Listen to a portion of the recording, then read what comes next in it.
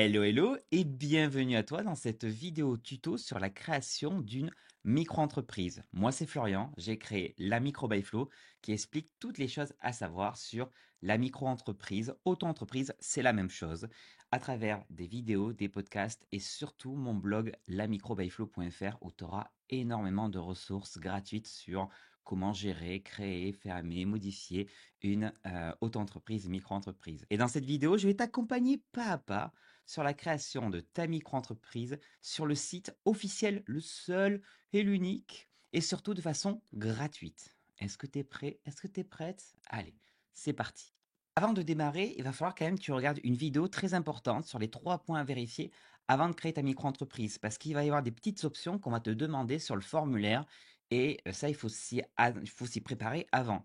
Donc, je te mets le lien de la vidéo directement dans la description parce que c'est très important de la regarder avant de passer ce tuto. Une dernière petite information, tu as deux façons de créer ta micro-entreprise, soit gratuitement en suivant le tuto là que tu vas voir, soit l'administratif c'est pas ton truc, t'as pas envie de te stresser avec ça, tu peux passer par mon partenaire Legal Place. Legal Place c'est un service qui va t'accompagner sur les formalités, qui va faire directement les formalités pour toi. Tu as juste à remplir un petit formulaire sur leur site et ils s'occupent directement de déposer ton dossier à l'INPI et de pouvoir t'obtenir ton numéro de SIRET. Ils proposent un forfait à 59 euros hors taxe, ça fait 70 euros TTC, mais, il y a un petit code promo, lamicrobyflow.fr, qui te permet d'avoir 15%, donc ça fait descendre le prix à 60 euros TTC. Donc tu as un petit pack ici pour pouvoir obtenir ton numéro SIRET. Hop, choisis le pack. Et ils vont pouvoir aussi faire la domiciliation d'entreprise. La domiciliation, si tu as regardé la vidéo juste avant, pour pouvoir avoir une adresse, une boîte postale et pour pouvoir aussi payer moins de CFE si tu as une grosse CFE à payer. Donc tu peux faire à la fois la création avec eux, la domiciliation avec eux et, alors là, cerise, cherry on the cake, ils proposent aussi un compte bancaire professionnel à 7 euros par mois. C'est à peu près la moyenne pour les comptes bancaires professionnels. Donc là, hop, tu peux l'ajouter ou ne pas l'ajouter. Et pour le code promo, surtout, ne te trompe pas, tu fais ajouter un code de réduction ici. Tu cliques ici sur création micro-entreprise et là, tu ajoutes le petit code promo. On va le voir ensemble. On aime bien voir, hop, les prix qui descendent ici. Et là, tu tombes bien à 60 euros. Surtout, tu fais pas la petite croix, tu fais ici modifier la commande. Comme ça, tu as 60 euros. Et là, tu peux faire carte de crédit ou Google Pay ou Apple Pay, peu importe. Et là, tu peux directement payer la formalité. Tu vérifies bien que ça soit le bon prix, sinon tu reviens dessus et tu mets le code promo, la micro by Flow. C'est mes partenaires, je leur fais confiance et ils peuvent faire ta création, ta domiciliation, le compte bancaire, bref, tout ce que tu as envie si tu n'as pas envie de te taper toutes les démarches. Donc pour créer ta micro-entreprise, tu vas sur le seul site officiel, c'est le site guichet unique procédure.inpi.fr. Ici, tu vas devoir cliquer sur créer votre compte et on va te demander plusieurs façons de créer ton compte. Pour la création du micro, tu n'es pas obligé de passer par France Connect Plus. Tu peux directement te créer un compte INPI Connect. Moi, je te recommande quand même de passer par France Connect Plus, qui va te demander d'avoir ce qu'on appelle une identité numérique La Poste. Ça va être ultra important si tu veux, par exemple, faire une modification d'adresse, une modification d'activité plus tard. Tu seras obligé de passer par ça ou par France Identité. Si tu ne sais pas comment créer une identité numérique, pareil, j'en ai fait une vidéo que je te mets aussi dans la description. Si tu veux pas te prendre la tête, là, que tu veux juste faire la création, tu fais créer un compte INPI Connect, hop, tu remplis les informations qui sont ici. Là, tu laisses à non, que ce soit oui ou non, ça change rien dans ta situation. Hop, tu fais enregistrer, ça va créer un compte et tu pourras faire ta création. Une fois que tu es connecté, tu arrives ici. Donc, il y a partie entreprise, il y a marqué créer, modifier ou cesser une entreprise. Donc, nous, on veut créer une entreprise. Ici, tu vas cliquer dans créer une entreprise. Hop là. Là, il y a un petit message qui te dit les justificatifs à avoir besoin et tout. Bon, on laisse passer. Tac, on fait continuer. Quelle est la forme de l'entreprise que vous souhaitez créer? Donc là, on va faire c'est entrepreneur individuel parce qu'une micro-entreprise, c'est une entreprise individuelle avec le régime fiscal de la micro-entreprise. Et on dit bien, hop, statut micro-entrepreneur. Ça, c'est est-ce que tu as déjà eu un numéro de sirène SIRET? Si c'est pas le cas, tu fais non. Alors, nom du brouillon, moi je marquerai création micro-entreprise. Là, on est bon. Prénom, ici tu remplis tes informations. Alors, je ne vais peut-être pas tout remplir, mais tu remplis avec tes informations. On peut le faire ensemble si tu as envie. 13 07 1992. J'espère que si tu regardes ça le 13 juillet, tu me fêteras bon anniversaire. Pays de naissance, France. Et commune de naissance, Toulouse. la belle ville rose, la ville du cassoulet, situation, je suis célibataire. Ici, on te demande le régime microsocial. C'est est-ce que tu souhaites déclarer ton chiffre d'affaires tous les mois ou tous les trimestres? Moi, je te recommande tous les mois. Ça sera mieux pour France Travail, Pôle emploi. Ça sera mieux pour si demain tu as la TVA ou des choses comme ça. Je te recommande vraiment à 100% la déclaration mensuelle. Ici, on te demande l'adresse de l'entrepreneur. Très, très important, c'est ton adresse personnelle. OK? Donc, là, je vais mettre une fausse adresse. 9 rue des Champs-Élysées, je peux marquer? Champs-Élysées, palapalata. Ah, je savais pas qu'il y avait à Toulouse. Eh bien, on va mettre Toulouse, hein, voilà. Je savais pas qu'il y avait ça. Ok. Ici, le numéro de téléphone. Bien sûr, je vais pas mettre le mien. Voilà. Le numéro de sécurité sociale. Si activité non salariée antérieure, c'est si tu avais déjà eu une activité non salariée, donc en principe non. Organisme d'assurance maladie actuel, en principe régime général pour la majorité d'entre vous. Et avez-vous déjà formulé une demande d'ACRE? Ici, il faut marquer non. Exercice d'une activité simultanée, c'est en gros, est-ce que à côté, tu es salarié, retraité, salarié agricole, et cetera, pensionnaire, enfin pensionné, invalidité, et cetera. Mais là, tu peux laisser non si tu es étudiant, il y a pas besoin de alors si tu peux le marquer, c'est pas vraiment une activité d'être étudiant, mais là, on peut laisser non et là, on continue. Ici, on te demande l'adresse de l'entreprise. Donc l'entrepreneur souhaite-t-il fixer l'adresse de son entreprise à son domicile? Ça, c'est uniquement si tu souhaites avoir ta micro-entreprise domiciliée chez toi. Donc là, tu marques oui. Il va y avoir un petit message, tu touches pas à droite. Et là, il va y avoir un message qui va te dire attention, ton adresse personnelle peut être visible sur des annuaires privés ou publics d'entreprise. C'est pour ça que moi, je recommande la domiciliation d'entreprise. Encore une fois, Legal Place propose de le faire. Je te mets le lien en description si tu veux passer par la domiciliation Legal Place et pas par la formule création Legal Place. Ils font les deux, ou l'un ou l'autre, peu importe. Mais la domiciliation, c'est à faire avant. Et je sais que peut-être certains d'entre vous vont dire, ben, je vais la faire plus tard, ma domiciliation. Mais du coup, ton adresse de micro-entreprise restera quand même visible. Donc là, tu dois cocher pour dire oui, je suis au courant. Si tu passes par la société de domiciliation, donc là, tu marques oui. Ici, on te demande le numéro de sirène de la société de domiciliation et sa dénomination. Donc là, numéro de sirène de Legal Place et dénomination Legal Place, tu passes par eux. Donc là, on va partir du principe que tu mets ta micro-entreprise chez toi. Un contrat d'appui a été conclu. Donc ça, tu devrais le savoir, c'est le contrat CAP. Si ton cas, tu devrais l'indiquer. Si tu n'as pas ajouté de représentant, ça ne te concerne pas. Ici, on te demande si tu souhaites renoncer à l'incessabilité de ta résidence principale. Il faut savoir que en micro-entreprise, tu as une protection qui permet que si tu as des dettes au niveau de ton entreprise, on ne touche pas à ta résidence principale. Là, tu as envie de dire, est-ce que tu veux renoncer à cette protection? Bon, bien sûr que non, on ne veut pas. Est-ce que tu as des résidences secondaires? Hop, je fais suivant. Si on te demande si tu veux mettre un nom commercial, le nom commercial il n'a aucune valeur juridique. Ça veut dire que tu peux mettre Pimpon ou la micro by Flow. Là, tu pourrais mettre la micro by Flow. Le mets pas parce que moi, le mien, il est déposé. Ça n'a pas de protection, on va dire, juridique commerciale. C'est-à-dire que ta micro-entreprise restera ton nom, ton prénom et la mention EI. Comme si j'avais mis Florian Charpentier EI. EI pour entreprise individuelle ou entrepreneur individuel.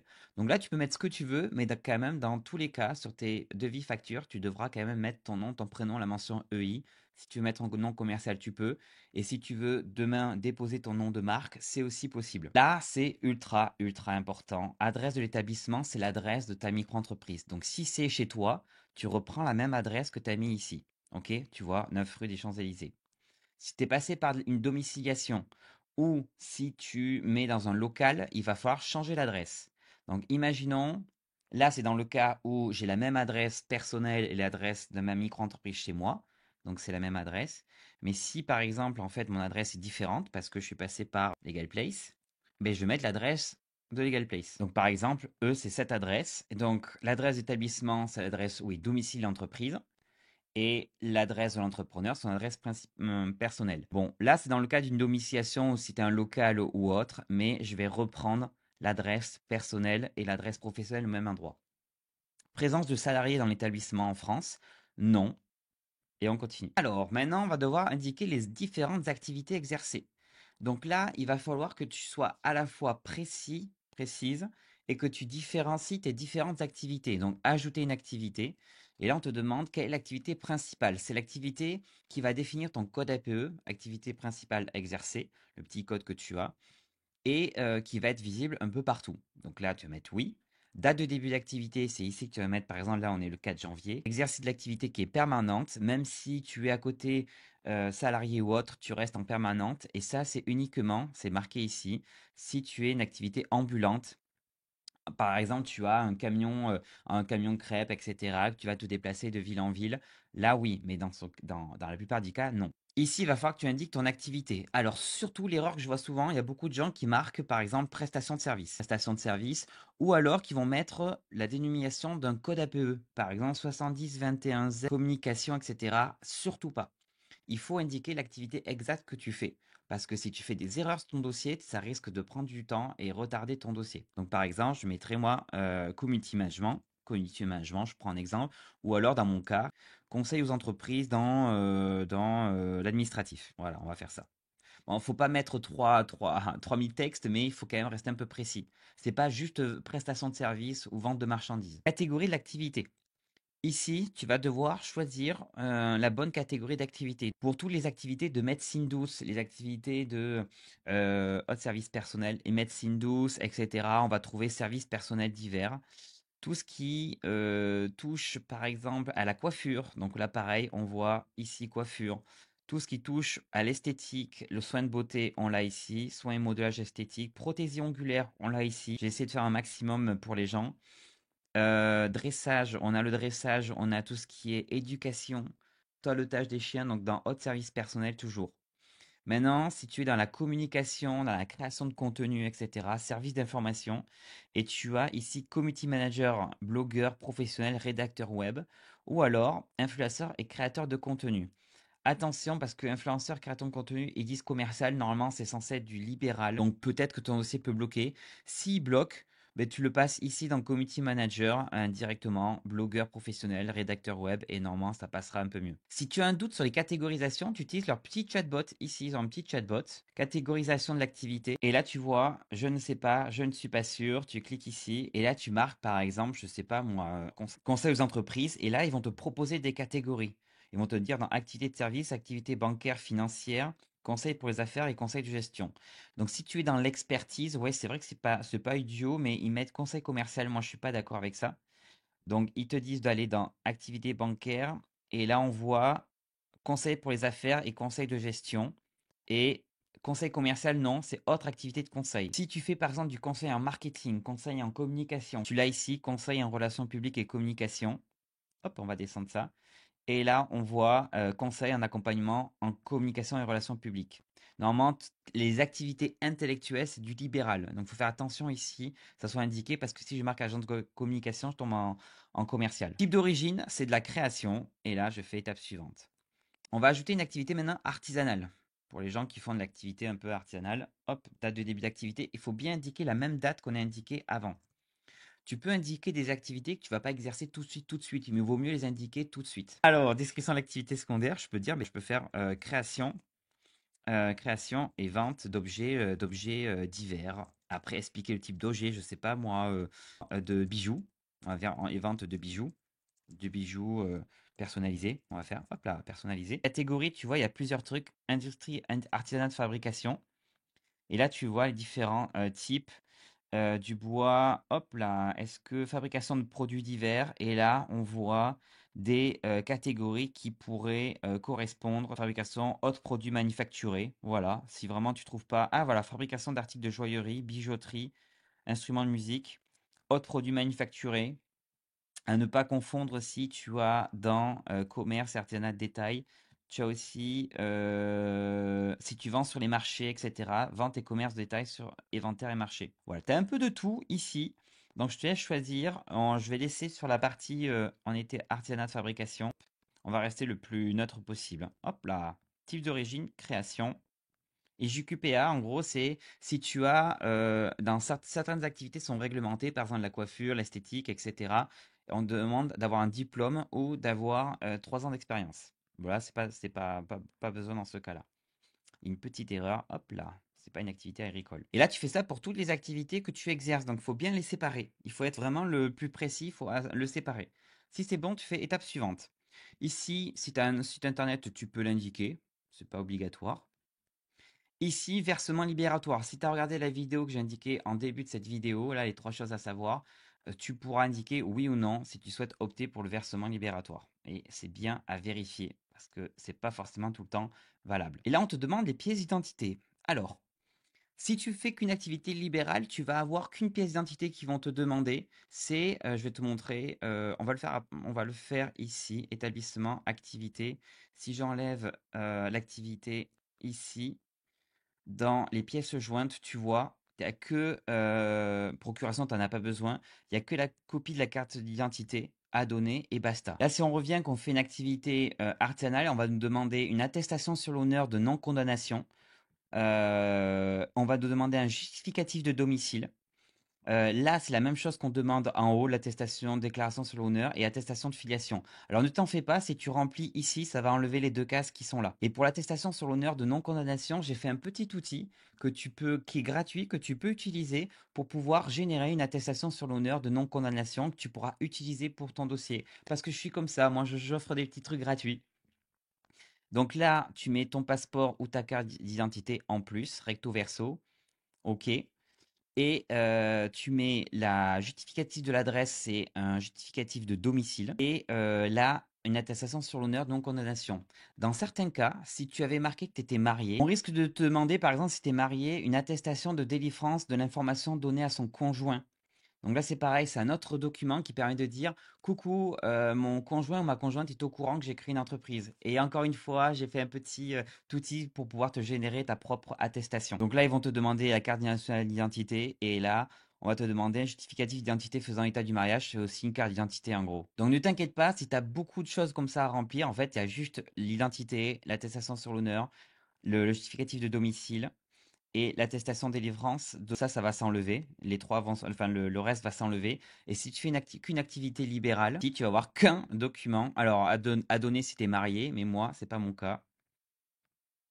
Donc tu vois, il demande plus grand chose. Bon, là, j'ai mis une facture à la place. Valider les pièces jointes. Ici, on te demande, est-ce que tu souhaites que ton entreprise soit sur les annuaires publics d'entreprise? Si ça ne te dérange pas, tu laisses décocher. Si tu veux ne pas apparaître sur les annuaires d'entreprise, tu coches ça. Par contre, attention, si tu coches, quand tu vas ouvrir un compte bancaire, quand tu vas des fois faire des démarches administratives, ils vont pas trouver ton entreprise facilement. Donc voilà, moi je recommande de décocher si possible, sauf si tu as une activité qui est sensible. Par exemple, tu n'as pas envie que les gens sachent où tu habites. Soit tu passes par une domiciliation, soit tu caches directement ton adresse. Ici, je marque non sur est-ce que je veux être contacté à des fins de prospection. Et là, correspondance, c'est l'adresse à laquelle ils peuvent t'envoyer des courriers. Ben, je mets l'adresse personnelle. Et là, je fais étape suivante. Si on vérifie que tout est bon dans les informations qui ont été indiquées, une fois que tu as cliqué sur valider, tu arrives ici avec l'historique. Donc, en attente de signature, normalement, tu devrais avoir 0 € à payer, sauf pour les agents commerciaux. Et ici, tu peux voir en gros qui c'est qui s'occupe de ton dossier. Si c'est l'URSSAF, l'INSEE, si c'est la Chambre de métiers et de l'artisanat, CMA ou CMRA, ou le TCO, le greffe du tribunal de commerce. Donc, si c'est bon, tu vas faire signer la formalité. Ici, tu vas cocher cette petite case et tu cliques sur télécharger la synthèse. Elle va te servir pour faire la demande d'acre juste après. La demande d'AC, c'est une demande à faire pour pouvoir bénéficier de l'AC, une exonération partielle de cotisation sociale, si tu réponds à l'une des conditions. Et on va te demander de télécharger la synthèse. Et là, tu fais signer la demande de création. Tu cliques ici. Je ne vais pas le faire parce que j'ai pas envie de créer une entreprise. Mais toi, tu dois le faire. Une fois que c'est fait, il faut faire ta demande d'acre si tu réponds aux conditions pour pouvoir en bénéficier. J'ai fait une vidéo aussi là, qui est là sur ma chaîne. Je te l'affiche aussi dans le lien en description. Ça, c'est très important parce qu'on va te demander donc le formulaire de l'AC. Même si tu n'as pas reçu encore ton sirène sirette, il faut que tu fasses ta demande si tu es éligible. Et on va te demander la synthèse que je viens de te montrer juste avant. Donc pour voir où en est ton dossier, tu vas aller là dans le tableau de bord, état d'avancement des formalités. Tu devrais avoir ton dossier qui est dans formalité en attente de validation. Bon, moi c'est en signature parce que j'ai pas signé. Et tu vas du coup cliquer dessus. Donc là, tu vas voir où ça en est. Là, par exemple, sirène en cours d'attribution. Tu vois est-ce que ça a évolué dans le temps. Et tu vas pouvoir récupérer ton numéro de sirène et ton numéro de sirette ici. OK, donc ça, c'est très important. Là, tu as ton sirène et tu as ton sirette une fois que ça t'aura attribué et je t'invite à retélécharger la synthèse une fois que c'est validé. En termes de délai, il faut compter par exemple 1 à 2 heures, des fois moins de 24 heures pour une activité qui dépend uniquement de l'INSEE, de l'URSSAF que tu vois ici. Si c'est une activité artisanale, donc qui dépend de la chambre de métier, ça peut mettre, allez, 2, 3, voire 4 semaines. En fonction des régions, il y a beaucoup de retard. Et si c'est une activité commerciale, donc qui dépend du greffe du tribunal de commerce, le TCO, là, tu peux aller attendre 1 à 2 semaines. Donc, je t'invite à vraiment à revenir de temps en temps sur cet espace pour vérifier. Et là, boum, t'as reçu ton sirène sirette après avoir un petit peu attendu. Donc ça, c'est top. Félicitations. Bravo, bravo, bravo. Je suis trop content. Maintenant, tu te dis, qu'est-ce que tu dois faire? Eh bien, j'ai encore une fois pensé à tout. J'ai fait une checklist, un guide qui t'explique tout ce que tu dois faire une fois que tu as reçu ton précieux sirène sirette. Donc, je t'invite à le télécharger directement. C'est encore une fois en lien en description. Je prévois tout. Je t'ai dit, je t'accompagne vraiment dans toutes les étapes. Petite dernière information, j'ai créé le Club Micro, qui est un club qui permet de pouvoir échanger avec d'autres micro-entrepreneurs, auto-entrepreneurs. C'est un espace de discussion comme un forum avec aussi une partie chat en ligne et des parties webinaires pour pouvoir des moments, je vais animer certains ateliers. Donc, si tu as envie d'échanger avec d'autres entrepreneurs, poser des questions avec un espace d'échange bienveillant et surtout que moi j'anime aussi derrière, dis-moi dans les commentaires en disant je souhaite intégrer ou rejoindre le Club Micro. C'est un abonnement sans engagement, 18 euros par mois. Ici, tu auras des conseils, des astuces et surtout un espace pour discuter avec d'autres entrepreneurs. Et je serai là, moi, en plus, dans cet espace. Donc, c'est trop bien. Merci d'être allé jusqu'au bout. Abonne-toi, ça me ferait trop, trop plaisir. Lamicrobyflow.fr pour avoir toutes les informations sur la micro-entreprise et des tutos. Tu vas en retrouver plein. Je te dis à très bientôt. Partage cette vidéo parce qu'il y a d'autres personnes qui veulent savoir comment créer une micro-entreprise. Et je te dis à très bientôt. Salut, ciao, salut!